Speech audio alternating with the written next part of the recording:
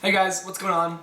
Today's video is going to be a little bit of a quicker one, but we just want to address exactly how we and a lot of others deal with refunds as a dropshipper.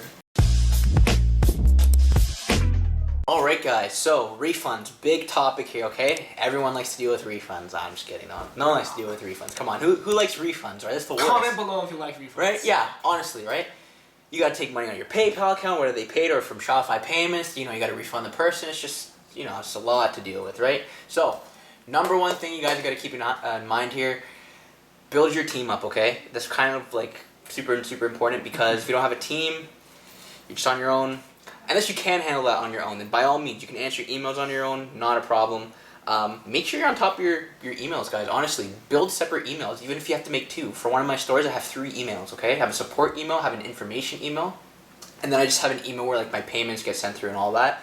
But at the end of the day, guys, if you're not on top of that stuff, you're going to be all over the place, okay? And especially if you're scaling at a high volume, you're going to be getting a lot of emails from your customers saying, where's my product? Especially if you're shipping from China, which is not good, like we've talked about before. But if you are shipping from the United States, obviously that's better, but they won't be emailing you as much about that.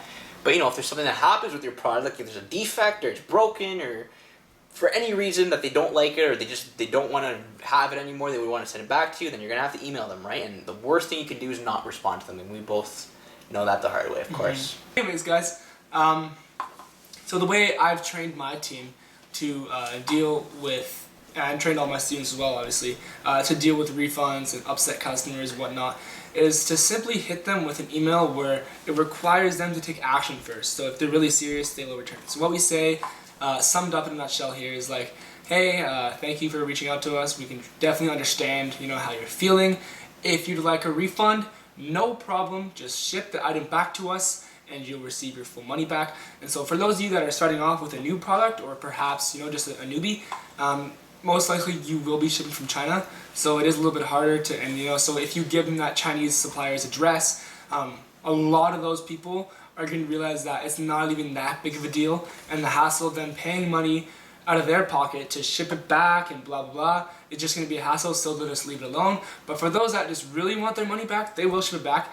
If you're shipping from like Toronto or somewhere in the US, then it's super beneficial because they can most likely easily ship it back if your customers are from there, sorry. So that's what we usually tell them, and I think that is just the best option because if you're one of those drop shippers that just refunds anyone that reaches out to you, yes. You're leaving a lot of money on the table. Like, yeah. Technically, I could order from your site and say I never got it and just get a simple refund when really I have the product in my hands, right? So, and I used to do that, and then I just really thought about it, and it just doesn't make sense to me at all. It's communication, guys, right? Talk to your customer. Understand what they're feeling, right? Use emotions, right? You got to get on their level at that point, right?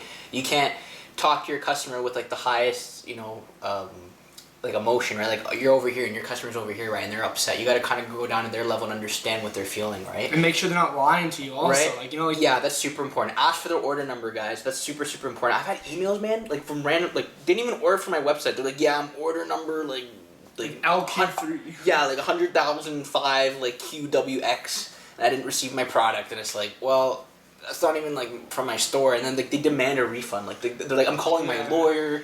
It's like, what the hell are you talking about? No, someone did that to me. Well, no, like they'll say that they're seeking legal action, but like for someone to sue you over like a $50 product, makes no sense. So they won't do that. If you get that little like lawyer lawsuit, that's just them trying to scare you. But like we said, just like make sure like you understand your customers. So if they say it's broken or not working properly, simply ask them, hey, thanks for reaching out. Can we see a video or a photo? Yeah, just some kind of proof. That's super important. What's going on? Because anyone can just say it's broken, right? But if they send out a full video of it just being completely broken, where they can't resend it back because it's broken, then you can refund and go ahead. But like make sure that it's actually verified, right? Because there's no point of you giving them a refund or even them sending it back if it's broken, right? Of course. And guys too, even if you're trying to be quick with this too, like say you don't have a VA yet, you can use templates, guys, okay? Literally, like I just copy and paste. Sometimes like I just see kind of like the keywords, what they're saying, just copy and paste. Like I have like 5 different maybe templates just depending on what's going on, if they want a refund or if the order hasn't been sent yet or whatever. Like whatever the case is, I have templates. And that's honestly just the best way to do it, just so you can save some time that way. But at the end of the day, guys, like we said, the communication is always going to be the key thing, right?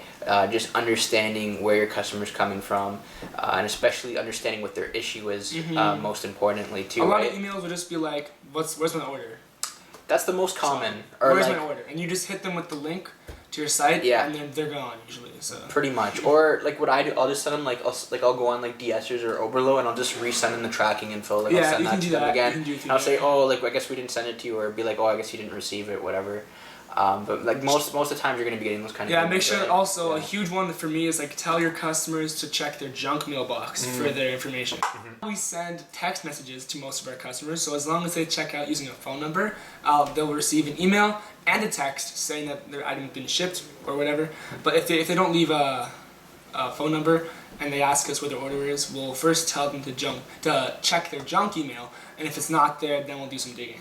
Another huge crucial thing, guys, you guys can look at too, even on your Facebook ads, like if you see that a lot of people are commenting like scam, it's kind of it's not really a good thing, right? I mean, there's ways you can avoid this, right? You can moderate your comments, and what that does is that kind of puts a filter on your ad, and it allows for the comments to be kind of just like thrown away, right? If they comment scam or like, oh, like this product sucks, it's going to be taken out. But then again too, guys, if people are commenting that, it's not a good product too, right? Because they know from experience, just from other people too, right? Just from like past buyers, right? And that's always going to be a sign that you're going to have a lot of emails to deal with because, right? People know that it's a bad product. Sign, right? That's one. Like right? some customers will order it on like Tuesday night, and then like Wednesday morning they'll go on the ad and be like, "Oh, scam! I ordered it, never got it, no information, scam," and they'll freak out. So for those ones, you gotta deal with I'm talking like the constant like. Oh, like literally someone sent me a picture of like, it was like someone sent me a picture from Google and it was like scam alert. It had like a little spy or something. Is it red? Yeah, it was like scam alert. Like everyone was reposting it. Alright guys, so that wraps up for this video. It was a little quick video today, but honestly some really good value for you guys. If you're watching throughout the whole video, super good information here. And again guys, like we always mention here, we do have our Discord that's coming up. You guys gotta check that out, okay? We're not even capping here, we're being serious, okay? Please join the Discord, it's awesome. There's so much free value in there, you guys are not gonna want to miss this, okay? So stay tuned, we'll see you guys in the next video.